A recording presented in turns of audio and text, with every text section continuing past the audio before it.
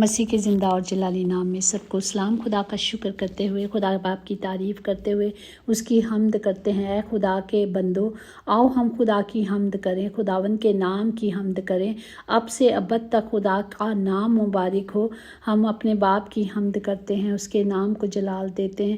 مبارک ہے وہ آدمی جو خداوند سے ڈرتا ہے اور اس کے حکموں میں خوب مسرور رہتا ہے، اور اس کی نسل زمین پر زور آور ہوگی۔ پریز دی لارڈ۔ راست باز کی اولاد مبارک ہوگی۔ خداوند نے وعدہ کیا ہے کہ وہ سب کچھ ہوگا جو اس نے کہا ہے۔ اور آج کل ہم سیکھ رہے ہیں کہ کس طرح ہم نے روزے میں خدا کی مرضی کو پورا کرنا ہے۔ اور آج کا کلام ہے گناہ پہ غالب پانا، اور گناہ منہ کو معذور کر دیتا ہے، وہ بول نہیں سکتا۔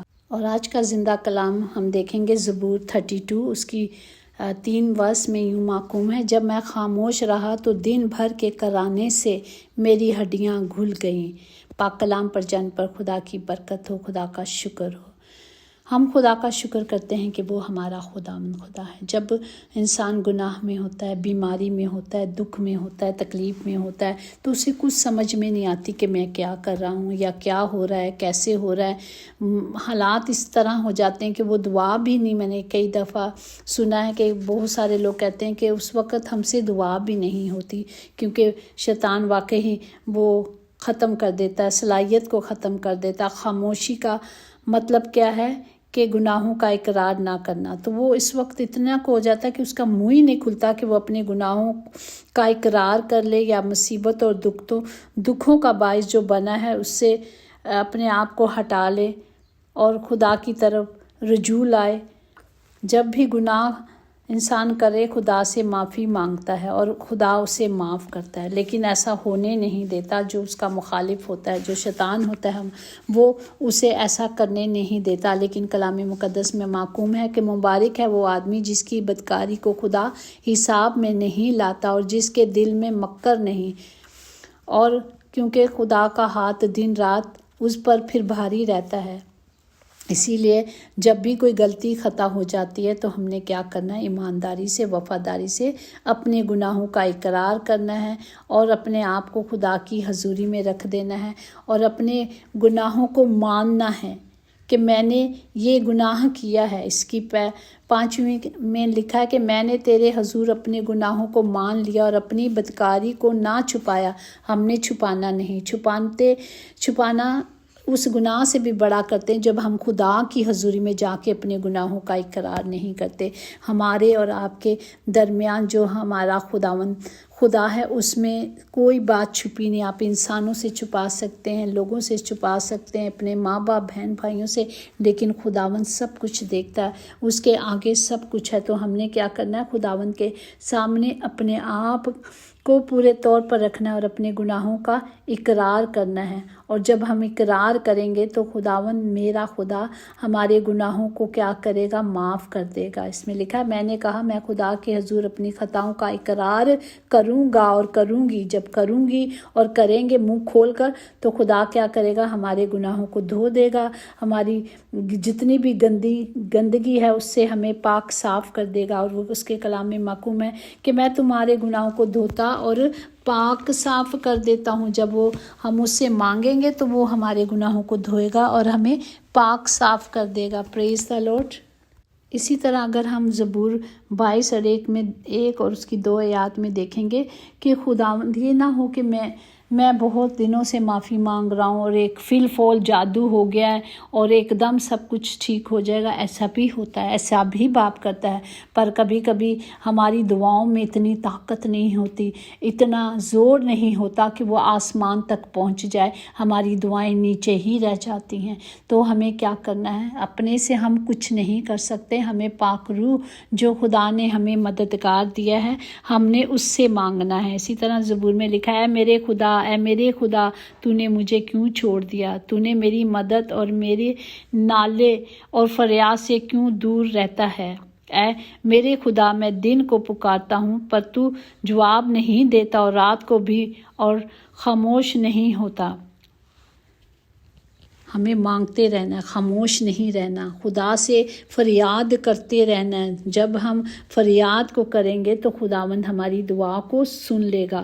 اس کے وعدوں میں کوئی کمی نہیں، میرے اور آپ کے مانگنے میں کمی ہے، اس لیے ہمیں منہ کھول کر اس سے مانگنا ہے، کیونکہ میری جان غم میں ہے اور میرے عمر کرانے میں فنا ہوئی، میرا زور میری بدکاری کے باعث سے جاتا رہا اور میری ہڈیاں گل گئیں۔ اس سے وقت کہ یہ برا وقت آ جائے اس سے پہلے ہم نے کیا کرنا ہے؟ خداوند کی پاک حضوری میں جانا ہے اور اس سے مانگنا ہے اور ہمیں مانگتے رہنا ہے۔ اسی طرح زبور 35:10 میں ہے کہ میری سب ہڈیاں کہیں گی کہ اے خداوند تجھ سا کون، جو غریب کو اس کے ہاتھ سے جو اس سے زور آور ہے اور مسکین اور ممتاز کو غدار گری سے چھڑاتا ہے۔ کوئی نہیں چھڑا سکتا سوائے میرا اور آپ کا خدا، جو صرف واحد خدا ہے، جسے ہم اپنے سارے دل سے، اپنی ساری قوت سے، اپنی ساری طاقت سے، ساری عقل سے پیار کرنا ہے۔ وہی خداوند ہمیں چھڑانے میں قادر ہے۔ اسی طرح زبور 32:10-11 میں کہ شریر پر بہت سی مصیبتیں آئیں گی، پر جس کا توکل خداوند پر ہے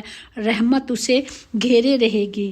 اے صادقو خداوند میں خوش و خرم رہو، اے راست بازو دلوں سے خوشی سے لہراؤ۔ ہمیں کیا کرنا ہے؟ دلوں میں خوشی ہم ہمیشہ شاد رہیں، ہمیشہ اس میں بڑھتے رہیں، تو وہ ہمارا خداوند خدا کیا کرے گا؟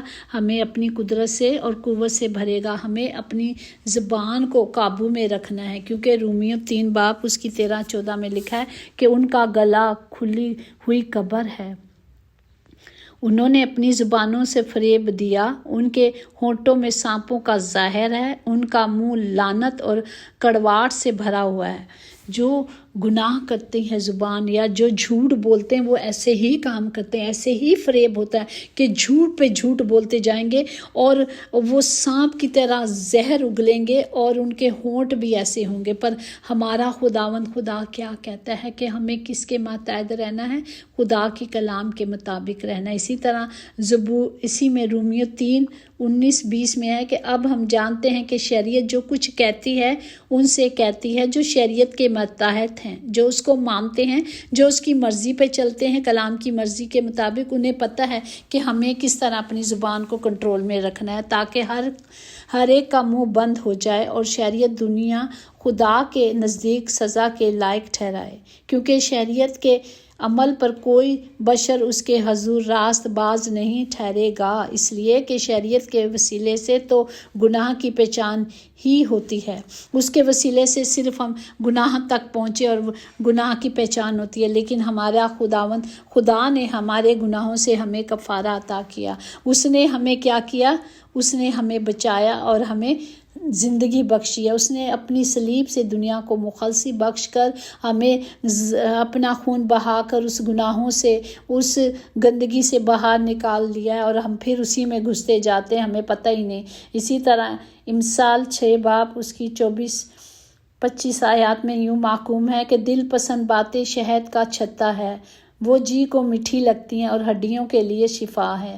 ایسی راہ بھی ہے جو انسان کو سیدھی معلوم ہوتی ہے پر اس کی انتہا میں موت کی راہیں ہیں۔ ہم اپنے سے بہت وہ راست باز بن رہے ہیں، بہت اچھی باتیں کر رہے ہیں کہ ہم یہ کر رہے ہیں تو ہم بچ جائیں گے، لیکن خداوند پرکھنے والا ہے، وہ اپنی راہوں کو تو سیدھا جانتے ہیں، لیکن خدا کہتا ہے کہ پھر بھی ہمیں ہر روز اپنے آپ کو جانچنے کی اور پہچاننے کی ضرورت ہے۔ صادق کا دل سوچ کر جواب دیتا ہے پر شریروں کا منہ بری باتیں اگلتا ہے۔ ہمیشہ وہ جھوٹ پہ جھوٹ بولتے ہیں اور شیخیاں مارتے ہیں، وہ ایسا پر ایسا کچھ نہیں کرنا چاہیے، کیونکہ کلام ہمیں کہتا ہے کہ ہمیں سوچ سمجھ کے بات کرنی چاہیے۔ اسی طرح امثال کے 10 میں اس کی 11, 20, 21, 31 اور 32 میں یوں لکھا ہے، صادق کا منہ حیات کا چشمہ ہے لیکن شریروں کے منہ کو ظلم ڈھاتا ہے۔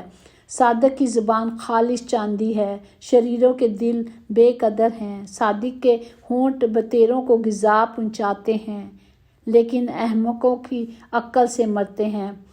صادق کے منہ سے حکمت نکلتی ہے لیکن کنج روز زبان کاٹ ڈالی جائے گی۔ صادقوں کے ہونٹ پسندیدہ باتوں سے آشنا ہیں لیکن شریروں کے منہ کیا ہیں؟ कंजरों हैं, वो गलत बातें करते हैं, वो झूठ बोलते हैं, वो फरेब बोलते हैं, वो खुद तो गड्ढे में गिरते हैं और साथ को ले जाने वालों को भी कहते हैं जो उनके साथ हमरा चलते हैं। इसलिए कलाम कहता है ठट्ठोबाजों की मजलिस में भी हमें नहीं बैठना, इनसे अपना आप को दूर रखना है ताकि उनके मुश्किलें, उनकी बीमारी, उनके गुनाह हम पर भी ना आ जाएं। इस तरह वाजिब, इसी तरह कलाम मुक़द्दस में माकूम है कि हमें क्या करना है, हमें सिर्फ अपनी ज़ुबान का जो है सोच समझ कर इस्तेमाल करना है। Praise the Lord.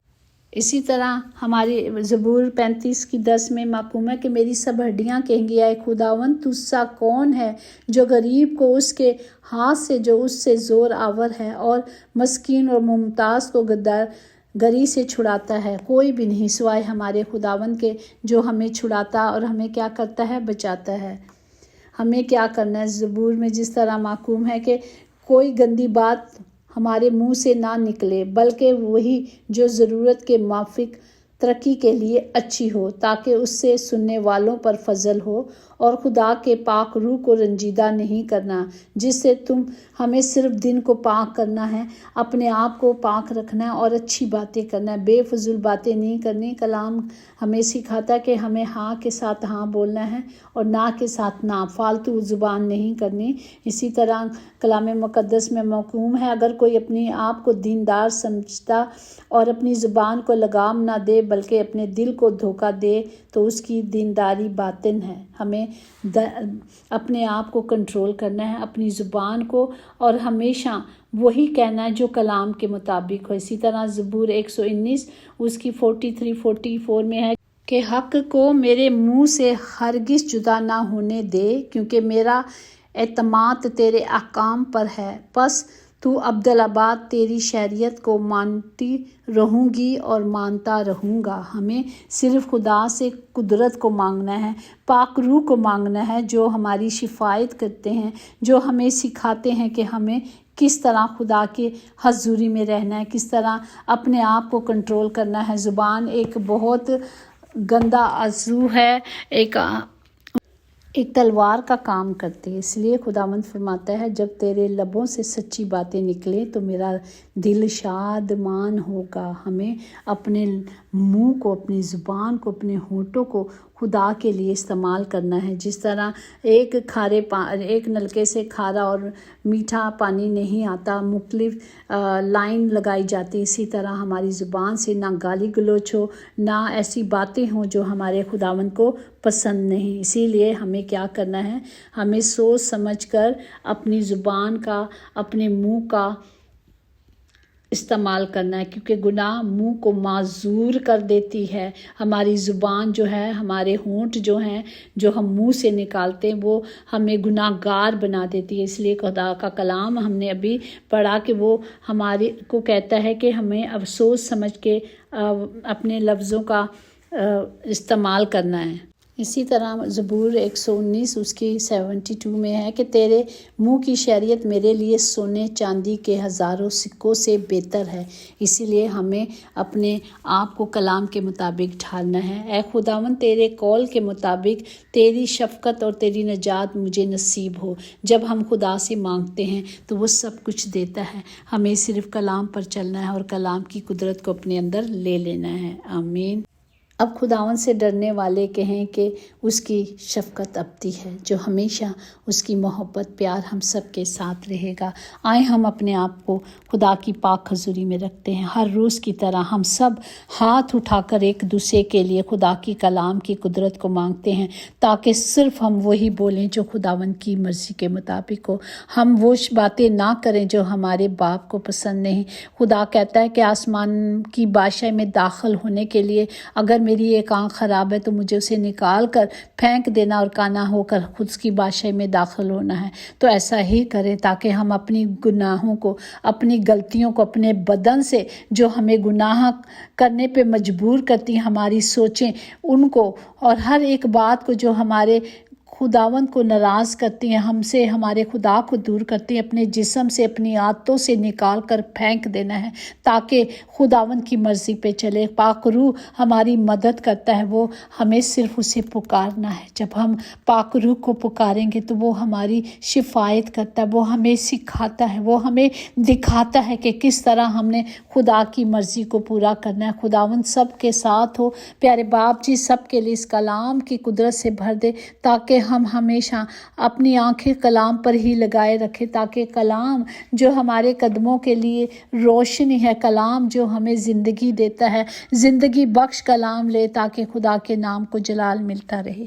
खुदावंद हर घर के खित्ते भरे रहें प्यारे बाप जी, कभी किसी चीज़ की कमी ना हो बाप जी। आसमानी दरीचे खोल कर सबकी मदद करें। जितने भी आज हॉस्पिटल या घरों में कहीं भी बीमार हैं खुदाम जी, आज सब उनको शिफा दे दे, मुकम्मल शिफा, क्योंकि आपके पास अबदी शिफा है। खुदावंद वही अबदी शिफा को लेने आए हैं। खुदावंद सबको शिफा दे। खुदावंद हर घर में सुलह, सलामती, मोहब्बत और प्यार को मांगते हैं, जो हमारे खुदावंद ने हमें मोहब्बत करना सिखाया, जो हमारे खुदावंद ने सिखाया कि हमें भी ऐसा करना है बाप, वही कलाम के ज़रिए से हमें मालूम होता है। और इस कलाम की कुदरत को हम सब में भर दे खुदावंद, इस पूरे कलाम को हमारे अंदर फीड कर दे बाप जी, ताकि हम कलाम के मुताबिक चलें और कलाम हमारी ज़िंदगी में काम करे। खुदावंद सबको बरकत दे, सबके साथ हो खुदावंद, सबकी हिफाजत करे। यीशु नाम से हमने सब कुछ मांगा और पाया है, आमीन। यकीनन भलाई और रहमत उम्र भर हम सब के साथ साथ रहेगी और हम हमेशा अपने खुदावंद खुदा के घर में सुकूनत करेंगे, आमीन आमीन। Praise the Lord, God bless you all.